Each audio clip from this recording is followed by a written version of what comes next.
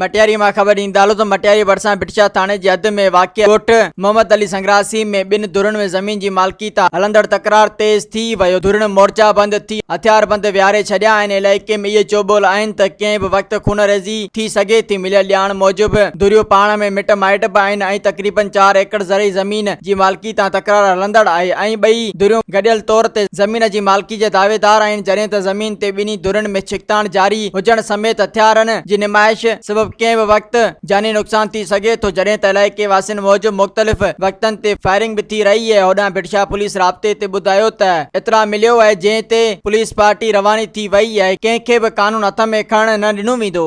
मज़ीद ख़बरनि ऐं तफ़सीलात लाइ विज़िट कयो असांजी वेबसाइट www.awamiNewsHD.com ऐं ॾिसंदा रहो अवामी न्यूज़ HD।